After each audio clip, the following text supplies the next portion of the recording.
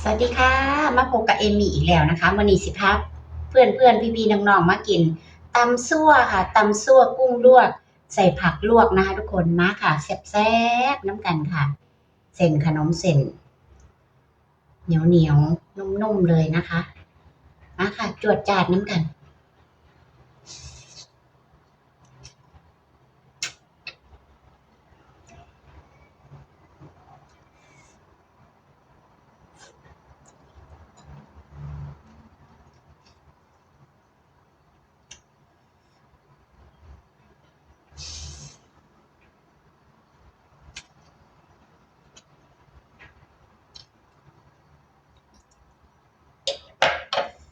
ขออนุญาตใส่มือเนาะค่ะเนาะมันจังเสร็จถนัดกุ้งตัวใหญ่ๆเลยค่ะ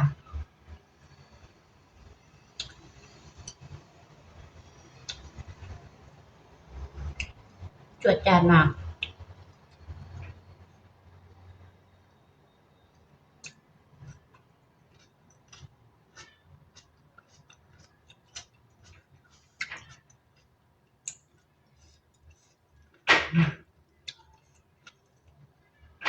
ขนมเส้นลวกจับหนึ่งเนาะค่ะเนาะ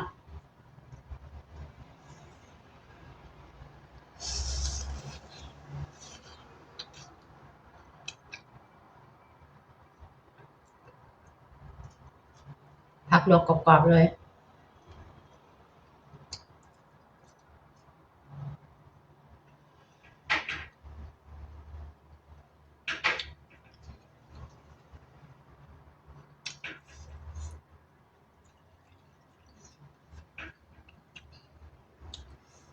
หยุ่มคำใหญ่ๆเนาะค่ะเนาะ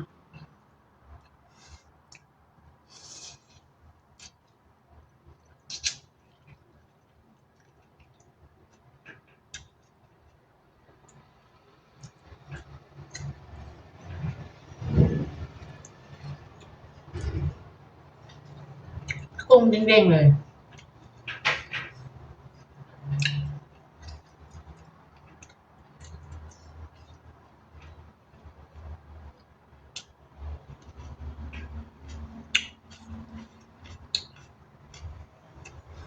อย่างถ้าเสร็จมันดีดเก่าตาแล้วพี่น้อง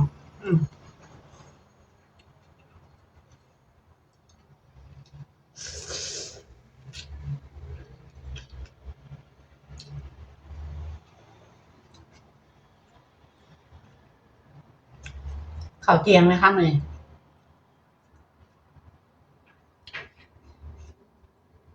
ลูกไปโรงเรียนมาเฮ็ดช่วงลูกไปโรงเรียนตอนแรกว่าสิไล่สดเนาะค่ะเนาะมาที่นี่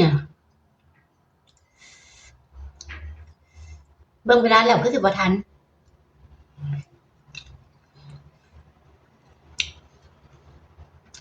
ก็เลยมาเฮ็ดคลิปเอาเนาะค่ะเนาะ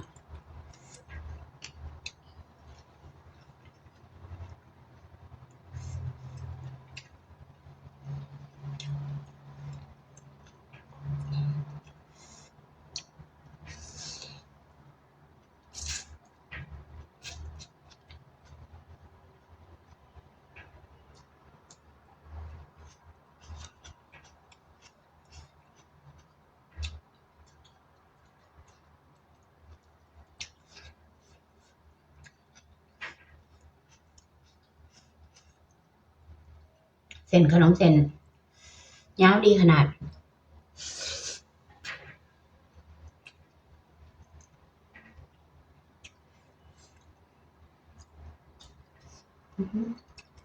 กินไปกินมาเผ็ดเปรี้ยวแคบหมูมากินกับเนาะค่ะเนาะ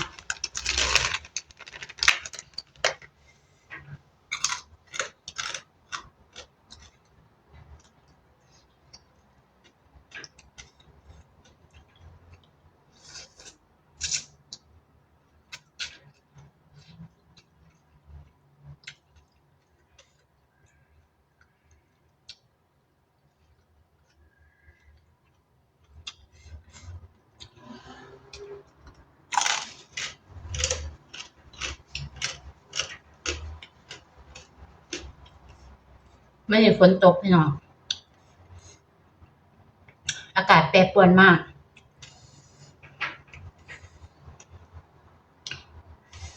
ต ตกข้าวเดียวมันนี่ก็แดดออกแล้วก็ครึ้มบาดเนี่ยมันนี่ก็ฝนมาอีก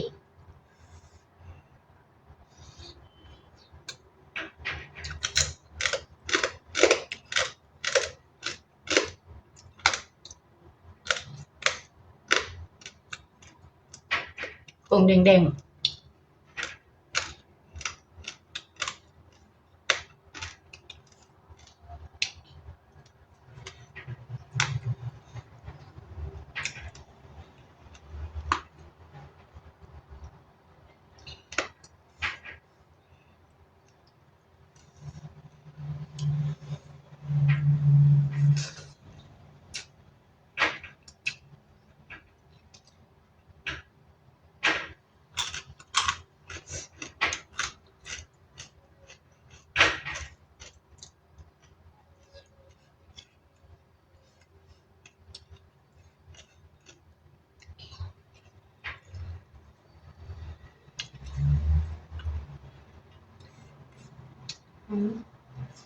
ไปครับ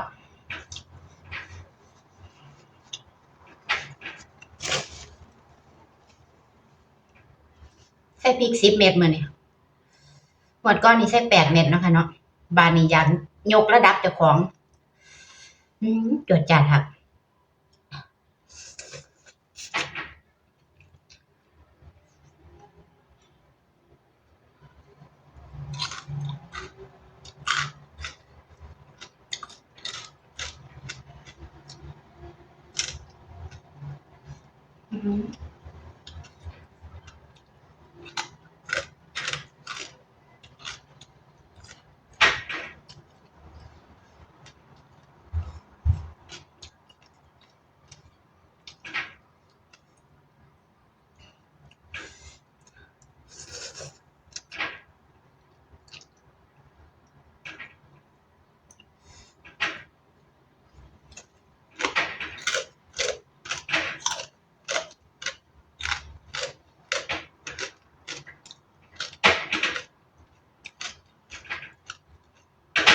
ล้มผัดพมัน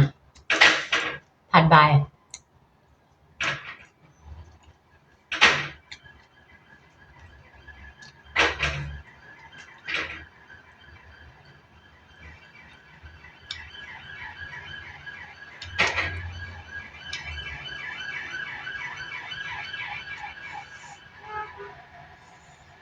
คือสิกินบ่เบิดดอกพี่น้อง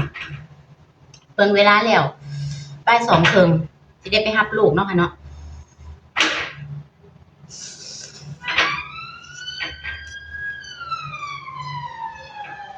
กำลังแซ่บ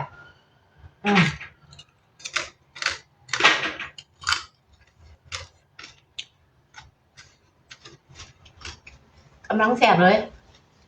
แต่ว่าบ่าย 2 ครึ่งแล้ว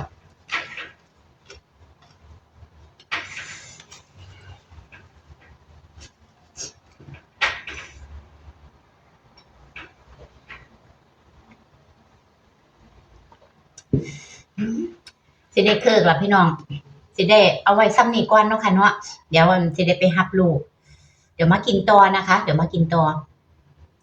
ก็ฝากทุกคนกดไลค์กดติดตามเพื่อเป็นกำลังใจให้กับเอมี่ด้วยนะคะทุกคนตำซั่วเผ็ดจี๊ดจ๊าดแซ่บมากเลยนะคะเจอกับเอมี่ได้ใหม่ในคลิปหน้านะคะทุกคนโชคดีมีความสุขนะคะเด้อไปแล้วสวัสดีค่ะ